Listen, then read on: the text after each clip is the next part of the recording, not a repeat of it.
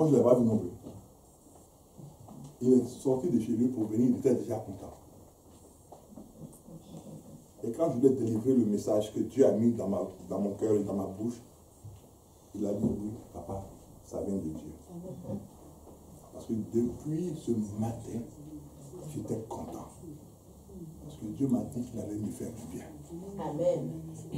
Et ce message-là vient pour me faire du bien. Amen. Et il était très, très, très content.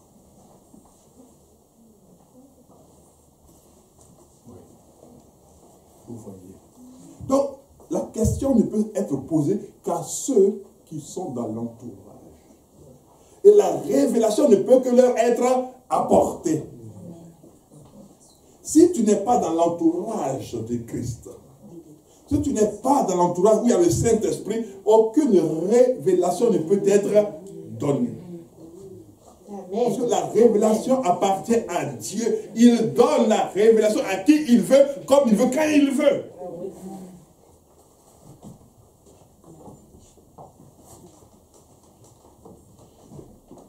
Il ne me l'a pas donné chez moi à la maison. Il ne me l'a pas donné sur la route. Il ne me l'a pas donné quand je suis dans l'église. Il me l'a donné quand je me suis assis et que j'étais maintenant dans une atmosphère spirituelle bénie. Amen.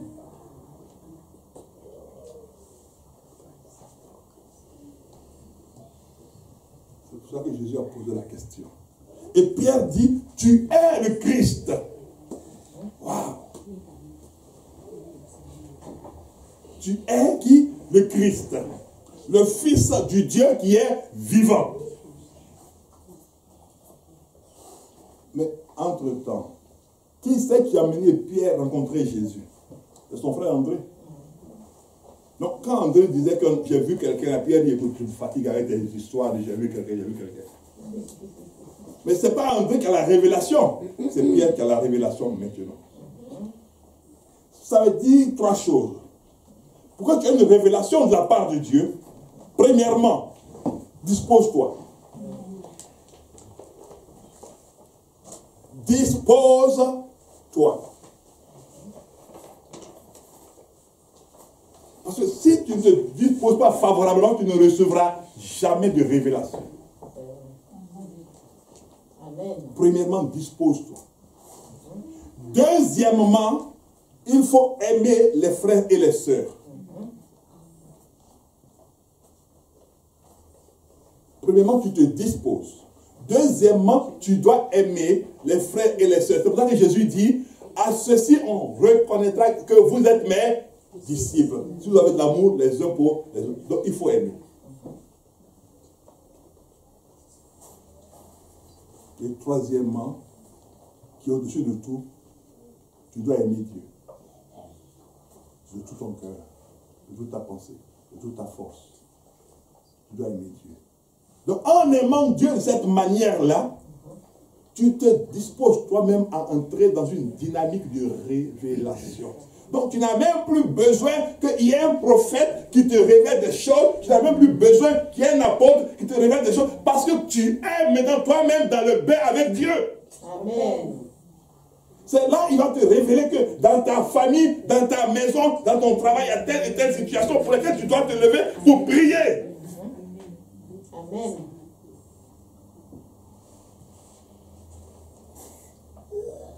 Et si tu prends ces trois choses en considération, tu vas voir comment ta propre vie va évoluer.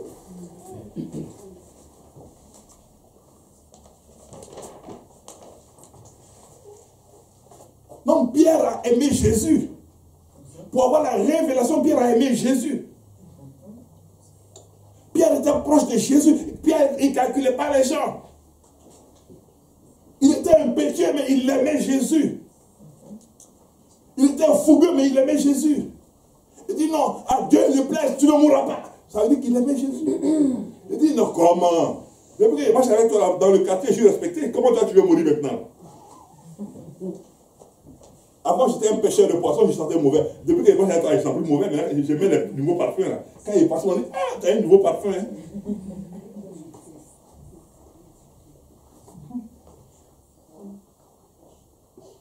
La belle-mère de Pierre, peut-être avant, ne le considérait pas. Elle dit à sa fille, toi, tu es allé marier un pécheur là. On va manger comment? Poisson. On ne peut pas manger un peu de pain, un peu de viande. Tout le temps, il va le pécher. Il va te dire, mais ça va pas marcher. Mais le jour où elle est tombée malade, et que Jésus est venu avec Pierre, non, imaginez, la belle-mère a critiqué Pierre pendant des années. Et un jour, Jésus vient chez Pierre et la belle-mère est couchée. Oh, il sait pas que c'est Pierre. Ce jour-là, quand il est venu là. Je dis, elle est la belle-mère. Jésus est là aujourd'hui. Depuis là, tu m'écoutes, tu parles là. Seigneur, c'est ma belle-mère. Tu m'as toujours critiqué, mais aujourd'hui, Jésus me met là. Amen. Donc là, maintenant, je vais pour ça maintenant. Et puis Jésus prie, il dit, lève-toi, tu es guéri maintenant. Bon, maintenant, moi j'avais Jésus qui t'a guéri là. Est-ce que tu as insulté encore? Mais non. Mon beau-fils Pierre, non, il n'y a personne comme Pierre dans ma famille. Seigneur, merci, personne comme Pierre. J'étais malade, c'est Pierre qui m'a sauvé. J'étais là, c'est Pierre qui m'a sauvé. Parti bien, on va faire ça pour Pierre. Amen. Pierre le vaurien, Pierre le bienheureux. Maintenant, quand elle va voir le mari de ces autres filles là, vous avez des maris comme des Pierre comme ça là, vous êtes allé chercher des gens qui n'ont même pas de valeur, alors que Pierre, vous avez vu avec qui Pierre marche maintenant là. Amen. Vous voyez comment les gens ils changent. Quand ils n'ont pas intérêt dans ton affaire là, ils vont te parler mal. Le jour où vous avez intérêt là, non, ils vont te prendre comme ça, puis ils vont dire, vraiment, grâce à toi, maintenant, on mange bien. Oh. À cause de Pierre, maintenant, dans le quartier, on nous respecte. Oh. Maintenant, à cause de Pierre, on a changé de maison. Avant, on était serré dans la maison comme ça, comme boire des sardines. Maintenant, Pierre a fait ça. Aujourd'hui, on a espace. Pierre. Amen. Mais ce que Pierre a fait pour sa belle-mère, toi, tu peux être un élément de délivrance, un élément de restauration, un élément d'élévation pour ta famille. Parce que Pierre n'est pas comme toi. Toi, tu es un enfant de Dieu véritable. Amen. Pierre a vécu avec Jésus. Mais maintenant, Jésus a fait de toi quelqu'un d'autre que Pierre. Il t'amène dans une autre dimension. Amen. Avec tous les exemples de Pierre. Alléluia. Amen. Oui. Il dit, Pierre lui dit, tu es le Christ. Wow. Il n'a pas dit tu es Jésus. Il dit tu es le Christ. Donc tu es celui-là qu'on attendait, le Messie. Donc ça veut dire que si Pierre a pu dire tu es le Messie,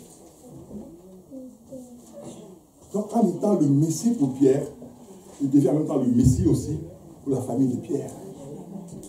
Donc en devenant le Messie pour toi, il devient en même temps le Messie pour ta famille. En devenant le Rédempteur pour toi, il devient le Rédempteur de ta famille. Amen. En devenant celui-là qui te délivre, en même temps par toi, il délivre ta famille. En étant celui-là qui pourvoit tes besoins, il devient maintenant celui qui pourvoit aux besoins de ta famille. En étant celui-là qui veille sur ta santé, il est celui-là qui veille en même temps sur la santé de ta famille. En étant celui-là qui ouvre la porte pour ta vie, il ouvre en même temps la porte aussi pour ta famille. Amen. Parce que son action sur ta vie va entrer dans ta famille. Amen. La puissance de sa parole va entrer dans ta famille pour briser la puissance de l'ennemi. Amen. Amen. C'est parce qu'il connaît Pierre que la belle-mère de Pierre a été guérie. C'est parce qu'il te connaît toi. C'est parce que tu le connais lui. Et que ta famille va changer de visage. Amen.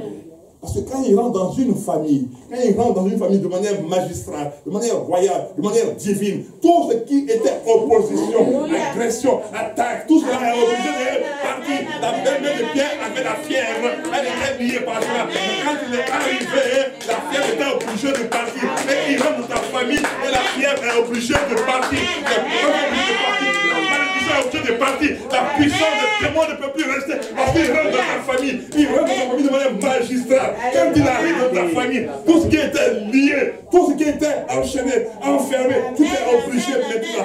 Oh mon bien-aimé, tu es libéré libérer ta vie, de libérer ta maison, de libérer tes enfants, de libérer tes projets. Parce que le roi de gloire rentre, il est dans la place. Quand le roi de gloire rentre dans la vie de quelqu'un, il agit pour libérer la vie, il agit pour libérer la maison, il libère la pensée, il libère les vues, il libère les pieds, il libère la main, il libère le cœur, il libère le balai, il libère.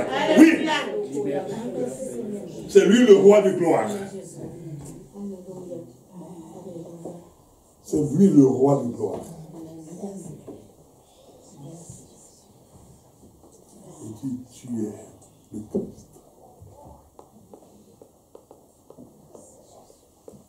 Tu es le Christ.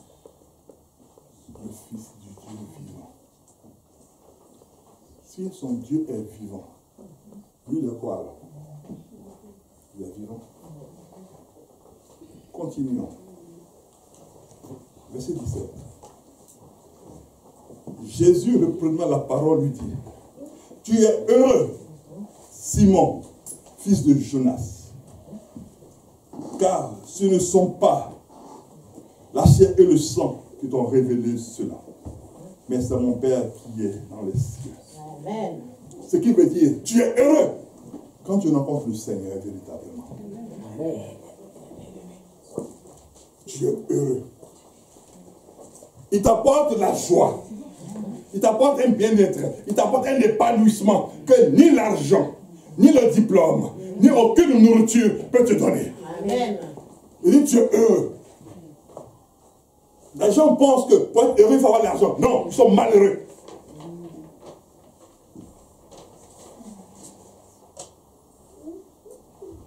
Il y a des gens qui sont immensément riches, mais qui sont malheureux. Ils ont du mal à dormir. Ils ont du mal dans beaucoup de choses. Il dit, tu es heureux, Simon, fils de Jonas. Lui, il a dit que tu es le fils de Dieu vivant. Mais lui dit, toi, ton père s'appelle Jonas. Est-ce que quand Jésus allait voir, quand Pierre est venu à Jésus, il est devenu à son père? Et puis il lui dit, parle de son père. Donc, ce qui veut dire que quand tu viens dans le Seigneur, il peut y avoir des liens par rapport à tes ascendants. Et c'est lui qui les rend. Fils de Jonas. C'est-à-dire que Jonas, ton père, était pêcheur.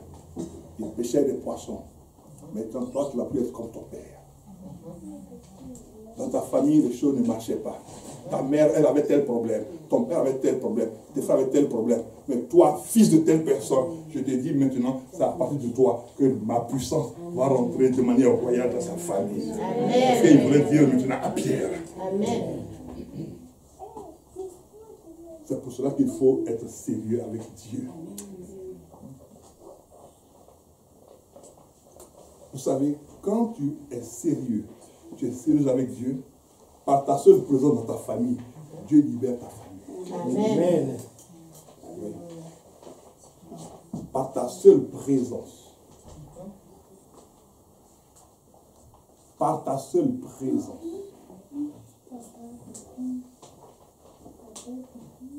Par ta seule présence. Parce que Dieu te connaissant, quand tu vas te lever pour ta famille, il agira. Donc vous voyez qu'il y a des choses qui tardent dans beaucoup de familles. Pose-toi d'abord la première question, est-ce que moi-même je suis sérieux avec Dieu?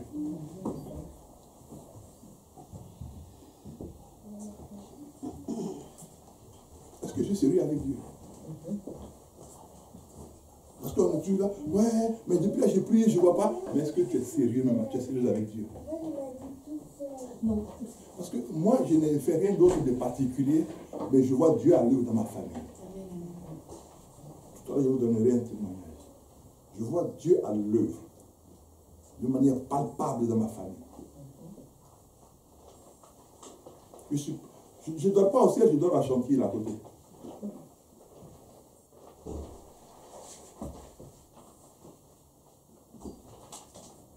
Si tu pries et que tu vois qu'il y a des choses qui tardent, pose-toi la question. Est-ce que moi je suis sérieux avec Dieu? Est-ce que mon attitude, mon comportement, mes pensées, mes paroles, mes actions, mes réactions, tout cela glorifie le Seigneur?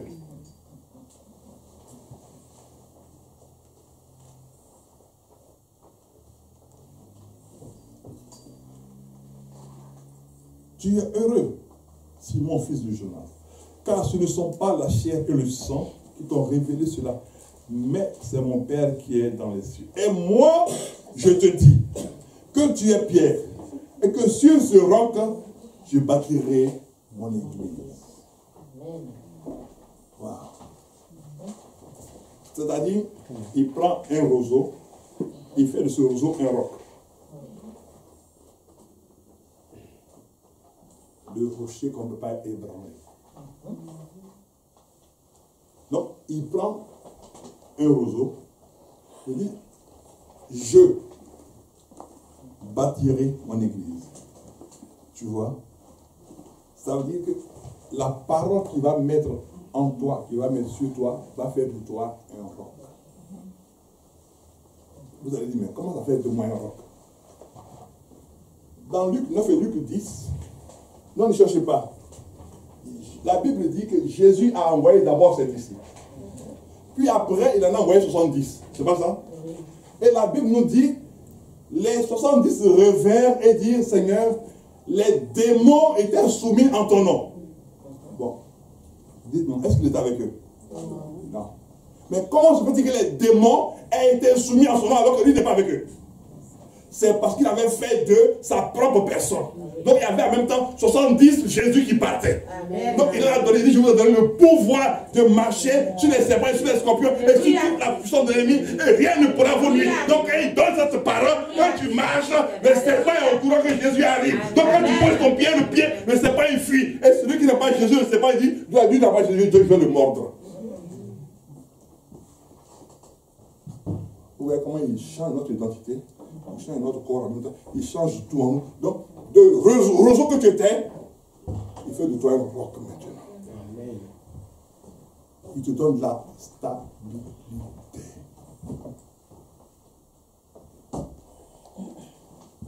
Alléluia. Amen. C'est lui qui te rend stable. C'est lui qui fait que les choses qui étaient impossibles dans ta vie deviennent possibles. Celui qui fait que les portes fermées commencent forcément. Elles ne peuvent plus tenir parce que sa présence ouvre les portes. Amen. Sa présence dans ta vie ouvre les portes. C'est-à-dire sa présence grandissante dans ta vie. Sa présence prenant la place dans ta vie. Sa présence rentre dans ton bras, rentre dans l'autre bras, rentre dans ton cœur, rentre dans tout ton corps. Cette présence-là, quand tu vas quelque part maintenant, tu ne sais pas pourquoi et qu'est-ce qui se passe. Et les gens te disent, non, mais on n'écoutait pas, mais on doit te donner quelque chose. Tu dis, c'est pas possible. Mais sa présence. Sa présence. Sa présence. Sa présence transforme ton environnement. Sa présence. Amen. Oui, mais bien aimé. Il dit, et moi je te dis, tu es Pierre, et que tu seras, je bâtirai mon église, et que les portes du séjour des morts ne prévaudront point contre elle. Mais la mort se trouve dans le monde. Ça veut dire que les portes du monde ne pourront pas arrêter mon œuvre. Amen. Même la mort ne pourra pas arrêter mon œuvre. Amen. Mais il ne savait pas encore qu'il allait avoir les guerres des religions. Il ne savait pas ça encore. Mais lui, il a déjà parlé. Il dit rien, ni personne ne pourra arrêter mon œuvre que je vais commencer en toi. Il dit rien, ni personne. Il dit Pierre. Ça veut dire que, donc, le Seigneur, il appelle une personne, toi, qu'on ne voit pas, qu'on ne considère pas. C'est à partir de toi que je vais sauver d'autres personnes. Donc, il dit, Pierre, à partir de toi, je vais sauver d'autres personnes. Donc, quand il fait de toi un roc, ça veut dire qu'il fait de toi une personne inébranlable dans ta famille. Amen. Que ceux qui se lèvent de jour comme de nuit ne pourront rien contre toi. Parce qu'il est avec toi et il fait de toi le rôle de la famille. Amen. Il fait de toi le rocher de ta famille. C'est-à-dire quand tu arrives, on dit, ah, elle est arrivée. Quand tu arrives, ta présence seulement. On dit, mais on ne sait pas, mais ta présence seulement. Toi, tu ne vois pas. Mais ta présence impose. C'est comme si on a déposé un rocher quelque part. Quand tu regardes, Ta présence inspire et elle fait respirer le respect. Ta présence, quand on te regarde, on dit, mais il s'émane de toi, il sort de toi, il se dégage de toi une certaine puissance, une certaine force. Mais ça sort de toi. Même quand tu parles simplement, la personne qui est en face, quand ta voix parvient à ses oreilles, c'est une voix de puissance qui rentre dans ses oreilles. Et les personnes disent, mais comment est-ce qu'elle parle et puis ce qui entre dans mes oreilles, ça me fait du bien dedans de moi. Oui. C'est comme cela qu'il dit. Les portes du séjour des morts ne prévaudront point contre.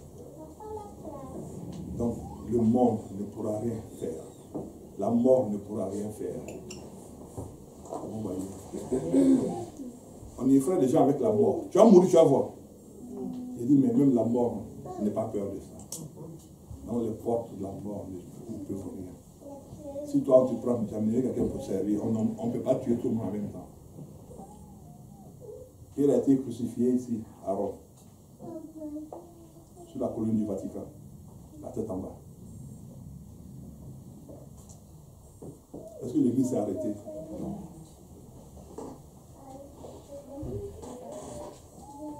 La légende dit, quand il y a eu des problèmes à Rome, les disciples ont dit à Pierre, il faut partir.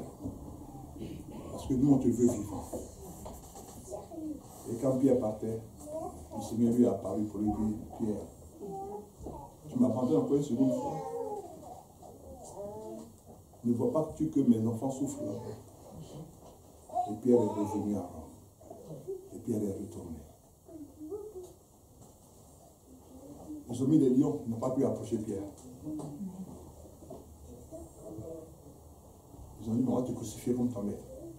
Et Pierre aurait dit, je ne suis pas digne d'être crucifié comme lui. Mettez-moi la tête à l'envers. Et les gens l'ont crucifié, la tête à l'envers. Est-ce que cela a arrêté l'église? Non. Non. Ça n'a pas arrêté l'église. Mais cela a donné à l'église d'avancer avec plus de puissance. Mais il dit, je donnerai les clés du royaume des cieux. Donc, le royaume des cieux a des portes. Mais pour qu'il y ait des clés, il faut qu'il y ait une porte. S'il n'y a pas de porte, pourquoi on fait pas une clé? Il lui donner les clés. Donc, ça veut dire qu'il y a des portes au ciel. Il y a des portes de bénédiction. Il y a des portes d'élévation. Et il continue, il dit,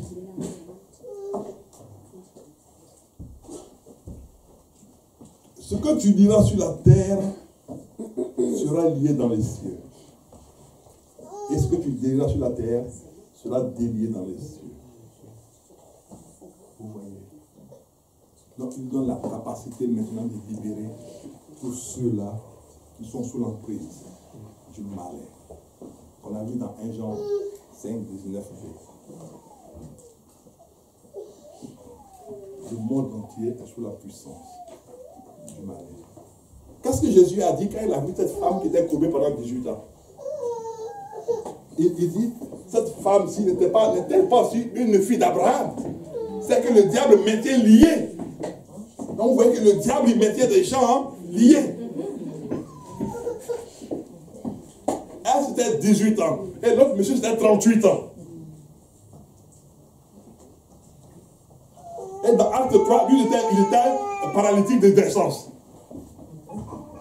Vous voyez comment le diable mettait les gens liés. Donc il a donné à Pierre la capacité de délier. Donc cette capacité maintenant est revenue à l'église dans sa globalité. Mais pourquoi on ne peut pas en faire usage? Là, il y a la question qui est posée. Pourquoi on ne peut pas en faire usage? On va aller sur là-dessus. On va s'arrêter là pour aujourd'hui. Puis on va bénir le Seigneur. On aura la suite du message le dimanche prochain. Dieu vous remercie. Je veux voir les messieurs le Seigneur, s'il vous plaît.